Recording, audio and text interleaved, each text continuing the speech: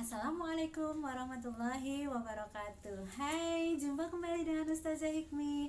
Apa kabar teman-teman semua? Tentunya teman-teman semua tetap bahagia dan gembira bermain dan belajar dari rumah. Ya, masih sama dalam rangka BDR atau belajar dari rumah. Untuk tema minggu ini kita sudah ganti. Mau tahu nggak temanya apa? Kita lihat bersama-sama ya. Ini dia tema kita minggu ini.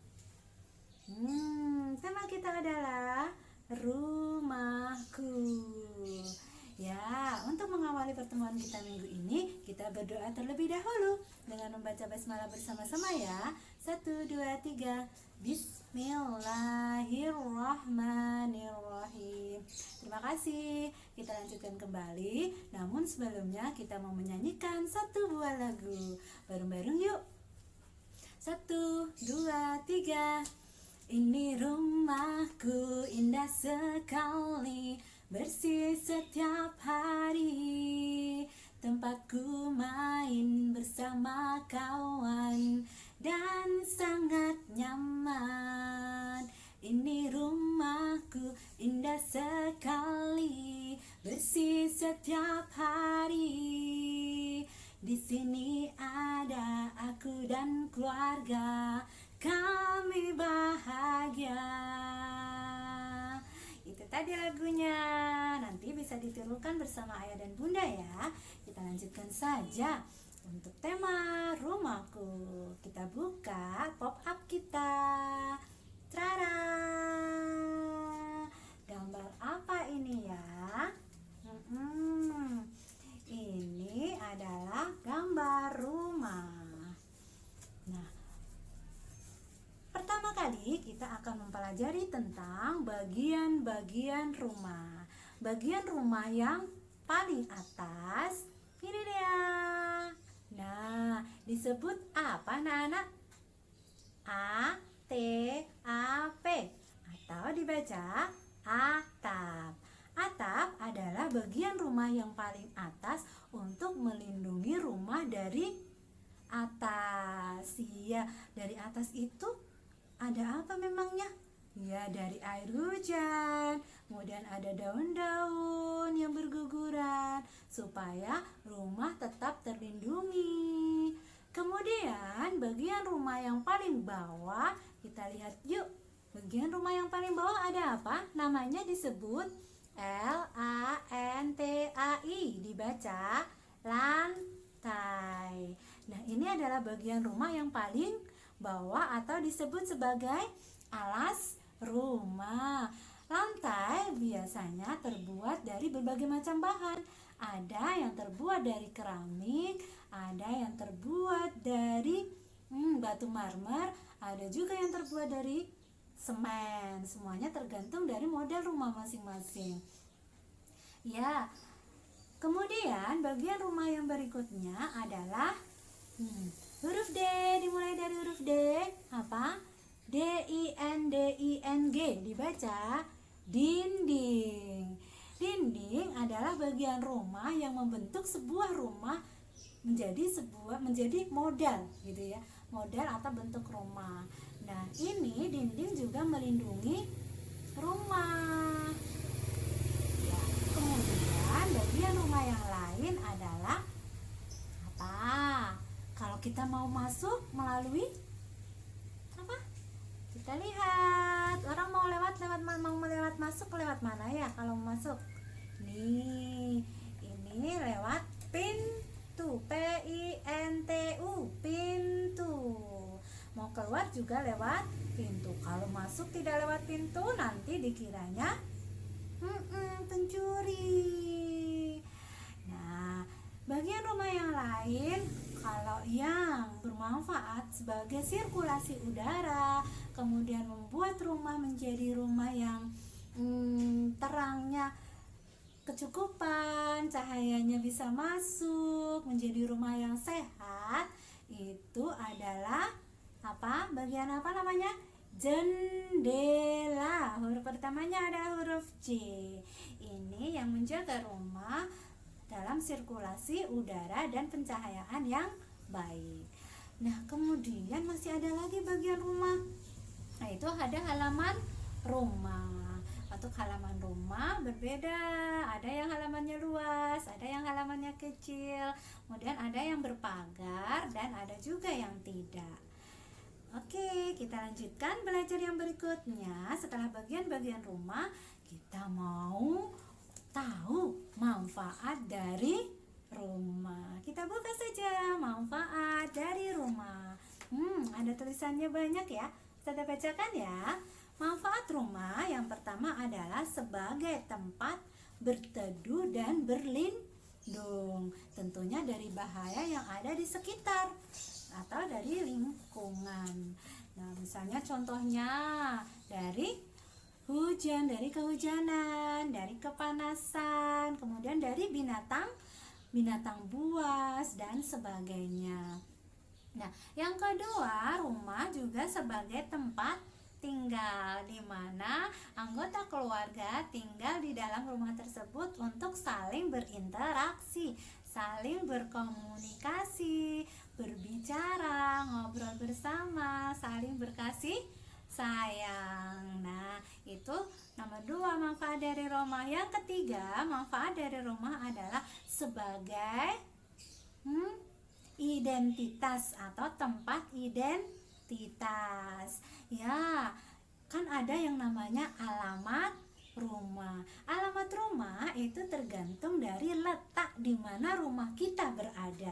Misalnya Ustazah Hikmi alamat rumahnya ada di mana? Di Pleret. Nah, karena letak rumah Ustazah Hikmi ada di Pleret, maka alamat identitasnya adalah Pleret. Kemudian ada teman-teman juga yang alamat rumahnya ada yang di Selon, ada yang di Jogja, ada yang di Banten. Semuanya tergantung dari letak masing-masing rumah kita. Itu tadi manfaat dari rumah. Kita lanjutkan ya. Namun untuk pop up yang satu ini kita tutup ya. Kita mau ambil pop up yang kedua. Ada 2 nih hari ini.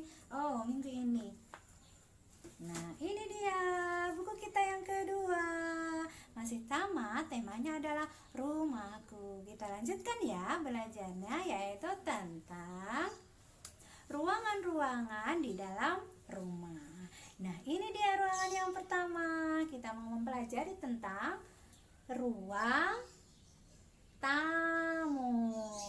Di ruang tamu ini adalah tempat kita menerima orang luar yang berkunjung ke rumah kita atau tempat menerima tamu. Di sini kita berkomunikasi dengan orang luar atau berbicara dengan tamu kita. Di dalam ruang tamu ada adab dan sopan santunnya loh, terutama teman-teman kalau diajak bertamu ke rumah orang lain. Harus sopan. Kalau ada tempat duduk dan dipersilakan duduk, silakan kita duduk di tempat yang dipersilakan. Duduk yang baik tentunya. Tidak boleh loncat-loncat dari kursi atau berdiri di atas kursi. Karena kursi untuk apa? Iya, untuk duduk. Nah, berikutnya ruangan yang selanjutnya adalah kita buka. Prara. Ini namanya ruang tengah. Nah, di ruang tengah ini biasanya tempat berkumpul satu anggota keluarga di situ untuk bersantai, berkumpul bersama, ngobrol bareng, nonton bareng. Nah, ruang tengah biasa disebut sebagai ruang keluarga. Namun tidak setiap rumah atau tidak setiap keluarga mempunyai ruangan khusus untuk berkumpul atau berkomunikasi bersama. Nah, di ruang tengah itu ada apa saja di sini? Nih, ada televisi, ada kursi santai, ada karpetnya. Biasanya seperti itu. Tetapi untuk peralatan yang ada di dalam ruang keluarga juga tergantung pada rumah masing-masing. Kita lanjutkan berikutnya. Ini adalah ruang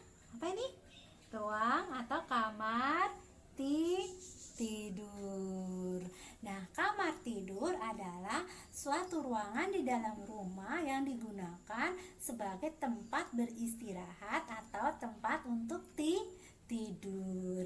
Nah, tentunya teman-teman kalau sudah mulai gede atau sudah mulai balik, belajar untuk tidur sendiri, tidak bareng sama ayah dan bunda.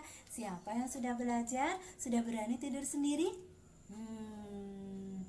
Oke, hebat. Dan kita juga bertanggung jawab terhadap tempat tidur kita masing-masing.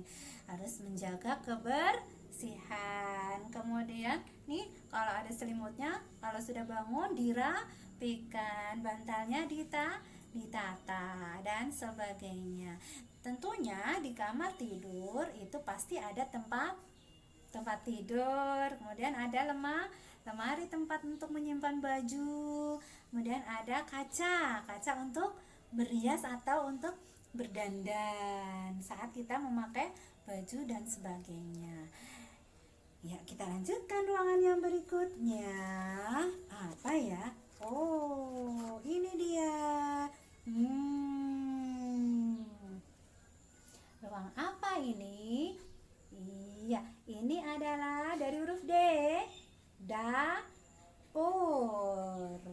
Nah, ini dapur adalah suatu ruangan di dalam sebuah rumah yang digunakan sebagai tempat untuk menyiapkan bahan makanan atau untuk mengolah bahan makanan menjadi hidangan untuk keluarga. Tapi juga tidak hanya untuk keluarga, bisa untuk tamu dan sebagainya. Di ruangan atau di kamar, di dapur ini banyak terdapat benda-benda yang berbahaya. Contohnya apa? Ada kompor, ada tabung gas, ada pisau, barang pecah belah dan sebagainya. Jadi anak-anak kalau berada di dapur harus berhati-hati, tidak boleh sembarangan ya. Nah, kita juga harus menjaga kebersihan dapur. Anak-anak bisa loh membantu ayah dan bunda dengan apa? Mencuci piring, mencuci gelas pelan-pelan saat kita sudah selesai makan. Biasanya di dekat dapur juga ada ruang makan, meskipun tidak wajib ada di dalam ruang makan tersebut. Kita lanjutkan lagi ruangan yang terakhir atau kamar yang terakhir, yaitu kamar ini dia kamar, huruf depannya apa? M-A-N-D-I, kamar mandi. Nah, kamar mandi adalah sebuah ruangan di dalam sebuah rumah. Terkadang ada yang di dalam rumah atau di luar rumah yang digunakan untuk membersihkan diri. Bisa buang air kecil, buang air besar, mandi dan sebagainya di dalam kamar mandi. Kita harus benar-benar menjaga kebersihan kamar mandi supaya apa, anak-anak? Kamar mandinya tidak bau, tidak licin. Jadi harus sering dibersihkan. Kalau pipis juga harus menyiramnya yang bersih. Kalau masuk kamar mandi menggunakan kaki apa dulu? Kaki kiri terlebih dahulu dan jangan lupa untuk berdoa. Kalau keluar kamar mandi menggunakan kaki sebelah kanan dulu dan jangan lupa tetap berdoa. Anak-anak sudah hafal doanya? Oke, tentunya dipraktekkan ya. Nah, itu tadi adalah ruangan-ruangan dalam sebuah rumah. Kita lanjutkan belajarnya. Nah, kita akan mempelajari tentang cara merawat rumah. Rumahnya bagus ya, asri. Nah, ini adalah contoh rumah yang sehat.